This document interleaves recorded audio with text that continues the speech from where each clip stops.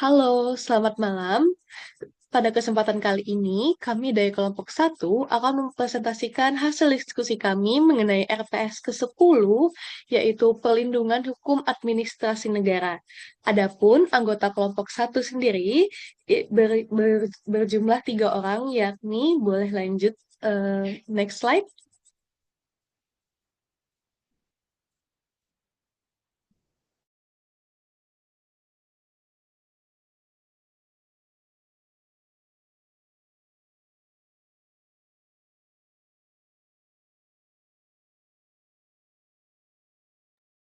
Ya, perkenalkanlah ini anggota kelompok dari kelompok satu. Yang pertama ada Nilam Cahya Ramadhani, lalu yang kedua ada Catherine Junamaya, dan yang ketiga ada saya sendiri, yakni Reva Aulia. Adapun pokok pembahasan yang akan kami bahas pada kesempatan kali ini, ya ini ada 6, yaitu yang pertama, pengantar perlindungan hukum dalam hukum administrasi negara, lalu yang kedua, jenis dan bentuk perlindungan hukum, yang ketiga, instrumen perlindungan hukum dalam administrasi negara, yang keempat, mekanisme perlindungan hukum, yang kelima, studi kasus dan implementasi, dan yang terakhir, yang keenam, tantangan dan upaya penguatan perlindungan hukum. Next slide. Selanjutnya, kita masuki pada pokok pembahasan yang pertama, yakni pengantar perlindungan hukum dalam hukum administrasi negara berupa pengertian yang akan dijelaskan oleh pemateri. Dipersilahkan. Baik, terima kasih kepada moderator. Jadi, pengertian perlindungan hukum menurut sumber yaitu Amin 2024 bahwa perlindungan hukum itu merupakan berbagai bentuk tindakan hukum yang wajib dilakukan oleh aparat penegak hukum agar dapat menjamin adanya rasa aman untuk masyarakat baik dari segi pikiran ataupun fisik agar terhindar dari ancaman dan gangguan yang bersumber dari berbagai pihak. Lalu perlindungan hukum yang dilakukan itu berlandaskan pada asas yang menjadi prinsip dasar hukum, yaitu kepastian hukum, kemanfaatan hukum, dan keadilan dalam hukum. Lalu yang kedua itu berbicara tentang landasan hukum tentang perlindungan hukum. Yang pertama itu ada Pasal 27 ayat 1 Undang-Undang Dasar Negara Republik Indonesia tahun 1945 yang menyatakan bahwa segala warga negara bersamaan kedudukannya di dalam hukum dan pemerintahan dan wajib menjunjung hukum dan pemerintahan itu dengan tidak ada kecualinya. Lalu yang kedua itu ada pada pasal 28D ayat 1 Undang-Undang Dasar Negara Republik Indonesia tahun 1945 yang menyatakan bahwa setiap orang berhak atas pengakuan, jaminan, perlindungan, dan kepastian hukum yang adil serta perlakuan yang sama di hadapan hukum. Lalu yang ketiga itu ada pada pasal 28G ayat 1 Undang-Undang Dasar Negara Republik Indonesia tahun 1945 yang menyatakan bahwa setiap orang berhak atas perlindungan diri pribadi, keluarga, kehormatan, martabat, dan harta benda yang dibawa kekuasaannya serta berhak atas rasa aman dan perlindungan dari ancaman ketakutan atau untuk berbuat atau tidak berbuat sesuatu yang merupakan hak asasi. Lalu ada pada Undang-Undang Nomor 39 Tahun 1999 yang mengatur tentang hak asasi manusia dan ada juga pada Undang-Undang Nomor 30 Tahun 2014 yang mengatur tentang administrasi pemerintahan. Lalu yang ketiga itu berbicara tentang tujuan dan fungsi perlindungan hukum yang didapat dari sumber yaitu Afifa dan Parjiati tahun 2024. Yang pertama itu berbicara tentang tujuan. Tujuan dari perlindungan hukum pada dasarnya itu sama dengan tujuan adanya hukum. Yang pertama itu menjadi pedoman dalam segala hal yang berkaitan dengan kehidupan masyarakat. Yang kedua bertujuan untuk menciptakan keadilan memberikan jamidah hukum perilaku masyarakat. Lalu ketika berbicara tentang fungsi, fungsi perlindungan hukum pada dasarnya sama dengan fungsi adanya hukum itu sendiri. Yang pertama itu untuk memastikan agar adanya ketertiban dan keteraturan dalam segala kegiatan yang dilakukan dan mengatur tentang pola tingkah laku masyarakat. Yang kedua itu sebagai penyelesaian permasalahan yang ada dan yang ketiga itu hukum juga mengatur secara tegas tentang pembagian hak dan kewajiban secara masing-masing individu. Selanjutnya saya kembalikan kepada moderator. Terima kasih. Baik, terima kasih. Selanjutnya kita masuk ke pokok pembahasan selanjutnya, yakni berupa jenis dan sarana pelindungan yang akan dijelaskan oleh pemateri selanjutnya. Dipersilahkan. Baik, terima kasih atas kesempatannya, moderator.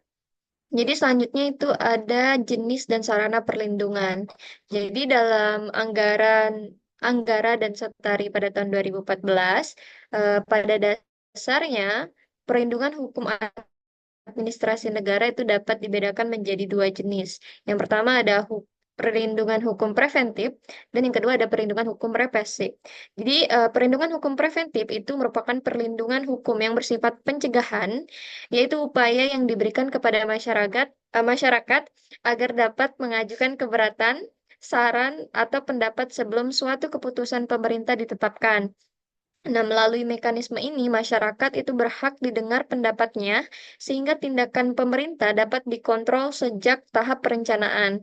Nah, perlindungan preventif ini itu bertujuan untuk mencegah timbulnya sengketa dan memastikan agar keputusan administrasi diambil secara hati-hati, transparan, dan adil. Nah, ada pun beberapa sarana dari perlindungan hukum preventif, antara lain yang pertama ada hak untuk didengar, yaitu kesempatan bagi masyarakat untuk memberikan pendapat, masukan atau keberatan sebelum suatu keputusan pemerintah ditetapkan. Yang kedua ada konsultasi publik atau partisipasi masyarakat, yaitu keterlibatan warga dalam proses eh, maaf, dalam proses perumusan kebijakan publik, penyusunan peraturan atau pemberian izin yang berdampak luas. Dan yang terakhir ada prosedur administratif yang transparan seperti pemberitahuan terlebih dahulu, pembukaan akses informasi, serta mekanisme klarifikasi sebelum keputusan final diambil. Next slide.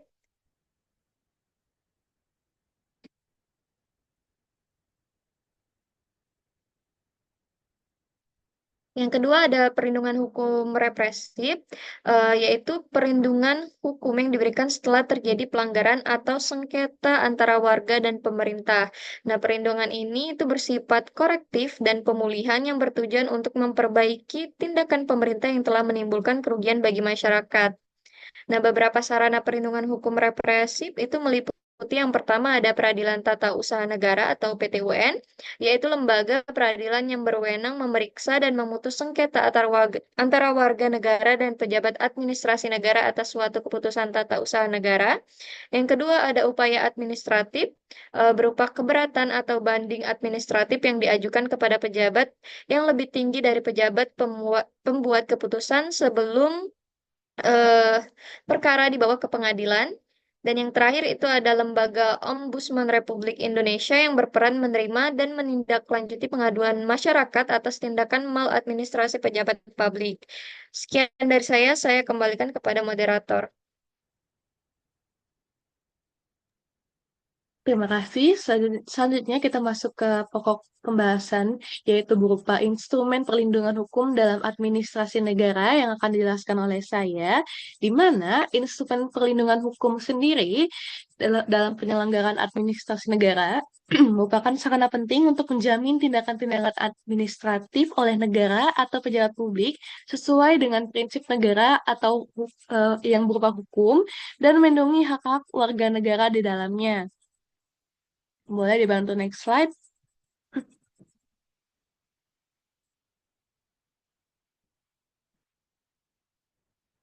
Nah, di dalam instrumen ini setidaknya terdapat 5 instrumen yang dapat diuraikan sebagaimana poin-poin berikutnya, yaitu yang pertama, yaitu peraturan perundang-undangan atau norma hukum, di mana ini merupakan instrumen utama yakni keberadaan norma hukum tertulis atau tidak tertulis yang mengatur proses administratif, kewenangan pejabat, prosedur, dan hak warga negara. Tanpa norma-norma ini, maka tindakan administratif bisa arbiter atau sewenang-wenang. Nah, contohnya itu berupa tindakan pemerintah harus didasarkan pada undang-undang atau peraturan yang sah. Lalu poin yang kedua, yaitu keputusan tindakan administratif dan mekanisme banding atau keberatan, di mana pada instrumen ini, tindakan administratif seperti putusan, izin, dan kebijakan yang berdampak pada warga negara harus dapat dipertanggungjawabkan serta dapat diberi dapat diberi keberatan ataupun banding. Contohnya, warga yang merasa dirugikan oleh sikap diam dari badan ataupun pejabat administrasi memiliki hak untuk mengajukan gugatan ataupun keberatan. Nah, lalu poin yang ketiga yakni pengawasan dan sanksi administratif, di mana dalam instrumen ini untuk melindungi hukum dalam administrasi negara terdapat pengawasan internal oleh lembaga pemerintahan, lalu kemudian eksternal seperti ombudsman, lalu serta sanksi administratif bagi pelanggar. Dengan sanksi administratif ini, maka tindakan pejabat ataupun badan publik yang melanggar norma hukum tersebut dapat diberi konsekuensi sehingga memberi efek perlindungan bagi warga negara. Lalu selanjutnya poin yang keempat, yakni peradilan administrasi atau pengujian keputusan pemerintah, di mana warga negara memiliki akses ke mekanisme pengadilan ataupun badan penyelesaian sengketa administratif. Contohnya, pengujian keputusan tata usaha negara ataupun pengadilan hubungan administratif, di mana instrumen ini memungkinkan pemulihan hak jika tindakan administratif ternyata tidak sah ataupun merugikan. Lalu poin yang terakhir yaitu instrumen partisipasi dan juga transparansi. Perlindungan hukum juga memerlukan instrumen non-struktur seperti hak mendapatkan informasi, hak untuk didengar dalam proses administratif, dan hak berpartisipasi dalam pengambilan keputusan publik. Dengan demikian, pemerintah dapat dipantau dan warga memiliki jalur untuk mengajukan pengaduan ataupun keberatan. Boleh untuk next slide?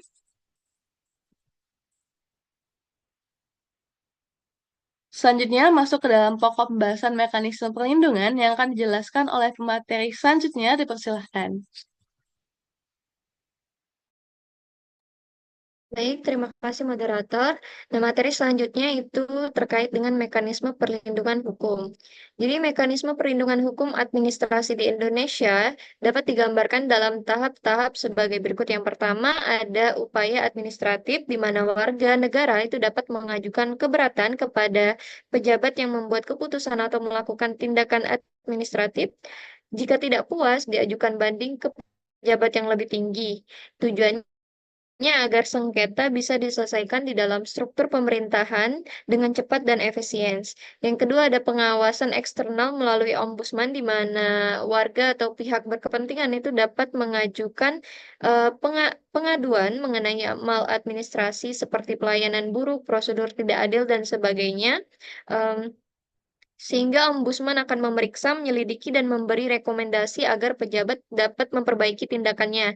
Yang ketiga ada peradilan tata usaha negara, di mana jika upaya administratif tidak menyelesaikan masalah atau jika keputusan administratif dianggap melanggar hukum, warga dapat menggugat di PT UN untuk meminta pembatalan keputusan tersebut, kompensasi atau perbaikan. Dan yang terakhir ada upaya lanjutan dalam perkara PT UN dengan banding, kasasi, dan peninjauan kembali sesuai prosedur hukum acara untuk memastikan keadilan dan kepastian hukum.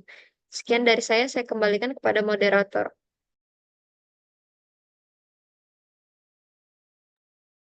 Baik, terima kasih. Mungkin boleh dibantu untuk next slide.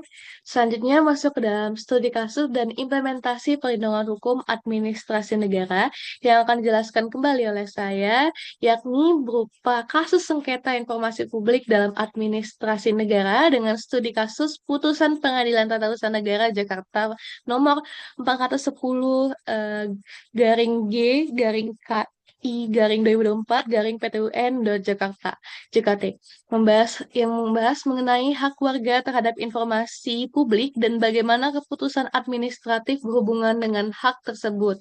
Kasus ini memperlihatkan implementasi instrumen perlindungan hukum melalui norma hak atas informasi yang tertuang dalam Undang-Undang Nomor 14 Tahun 2008 tentang keterbukaan informasi publik dan bagaimana pengaduan administrasi menjadi arena untuk menyelesaikan sengketa administratif terkait hak informasi tersebut. Nah, transparansi dan akses informasi adalah bagian dari perlindungan hukum administratif yang tidak hanya berbicara tentang izin dan keputusan, tetapi juga hak warga untuk mendapatkan informasi.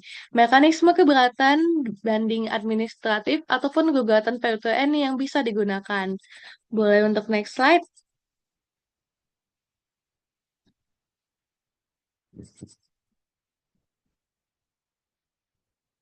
Selanjutnya masuk ke dalam pokok pembahasan tantangan atau hambatan dalam penegakan hukum yang akan dijelaskan oleh materi selanjutnya dipersilahkan. Baik, terima kasih kepada moderator. Jadi, selanjutnya kita akan membahas tentang tantangan atau hambatan dalam penegakan hukum yang bersumber dari Daeng dan kawan-kawan pada tahun 2024. Tantangan yang pertama itu adalah terkait dengan rendahnya kualitas sumber daya manusia pada aparat penegak hukum yang tidak sejalan dengan prinsip the right man in the right place. Yang kedua, itu tantangan pada komitmen aparat terhadap penegakan hukum yang masih tergolong rendah dan belum adanya mekanisme penegakan hukum yang terintegrasi secara baik dan juga modern. Yang ketiga, itu berkaitan dengan pengaruh serta intervensi politik dan kekuasaan terhadap lembaga penegak hukum. Yang keempat, itu karena adanya dugaan korupsi dan tindakan kejahatan yang terorganisir di kalangan penegak hukum. Lalu selanjutnya yaitu koordinasi antar instansi lembaga hukum yang masih lemah dan ada juga terkait dengan lamanya proses penyelesaian perkara dan lemahnya manajemen pengadilan. Lalu hambatan juga terjadi pada sarana dan prasarana yang menjadi fasilitas pendukung yang ternyata masih belum berjalan atau tersedia secara optimal. Dan yang hambatan yang terakhir itu hambatan yang juga dapat sering terjadi karena pengaruh dari perkembangan pesat teknologi, yaitu munculnya berbagai bentuk kejahatan cyber yang terjadi di internet. Lalu langsung saja ketika kita menghadapi hambatan atau tantangan dalam penegakan hukum, tentu kita membutuhkan solusi atau upaya apa yang dapat mengatasi hambatan tersebut. Yang pertama itu adalah dengan pemerintah membuat kebijakan baru yang bertujuan untuk memperbaiki kinerja lembaga hukum dan aparat penegak hukum. Yang kedua itu adanya anggaran yang memadai. Kebijakan tersebut diharapkan akan mampu untuk meningkatkan perlindungan kepada masyarakat, kepuasan publik, adanya jaminan rasa aman, serta adanya kesejahteraan sosial bagi seluruh lapisan masyarakat. Yang ketiga itu peningkatan pada sarana prasarana yang menjadi fasilitas pendukung. Lalu ada upaya untuk meningkatkan kualitas aparat penegak hukum, pengelolaan organisasi yang baik, peralatan yang tersedia secara memadai, dan ada sumber dana yang mencukupi. Lalu upaya yang terakhir yang dapat dilakukan untuk mengatasi adalah dengan pemerintah mempertimbangkan besaran biaya yang diperlukan untuk mengatasi hambatan dalam proses penyelesaian perkara serta memperhitungkan dampak biaya yang timbul jika hambatan tidak segera diatasi. Selanjutnya kembali ke moderator.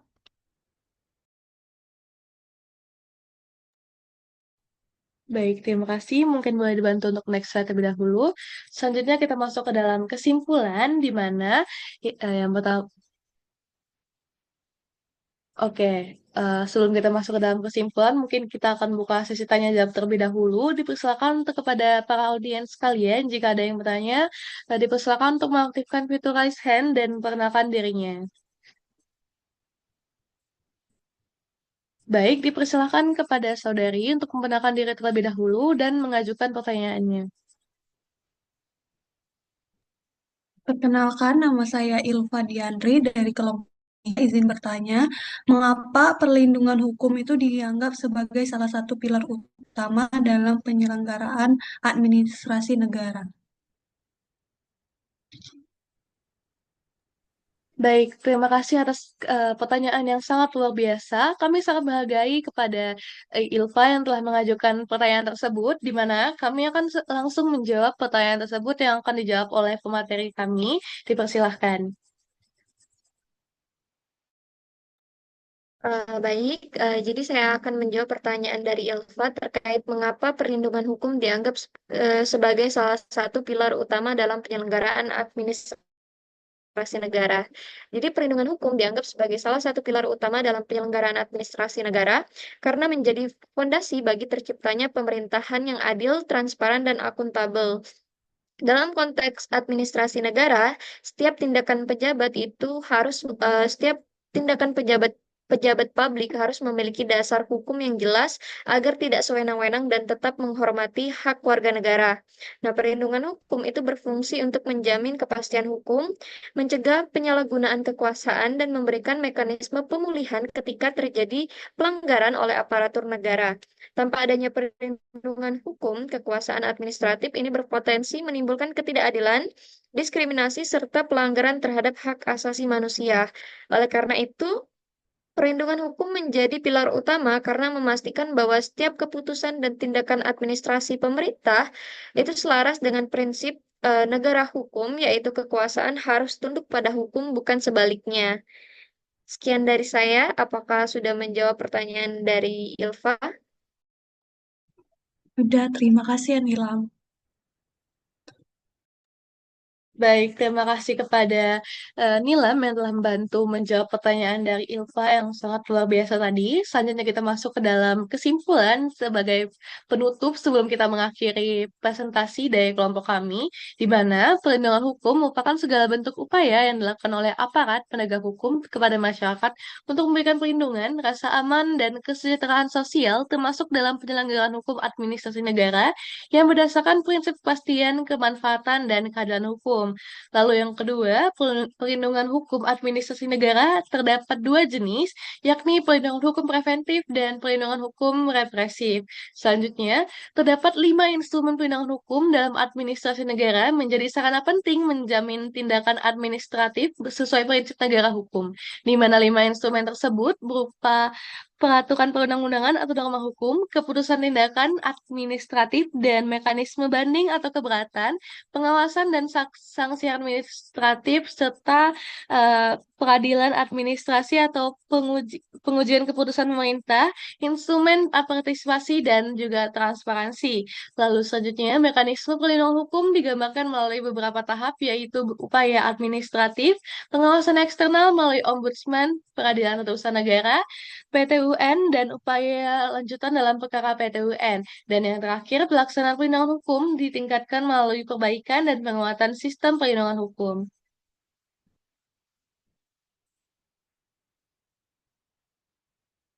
Itulah dia tadi pemaparan presentasi dari kelompok kami. Kami mohon maaf jika ada kesalahan kata maupun tindakan.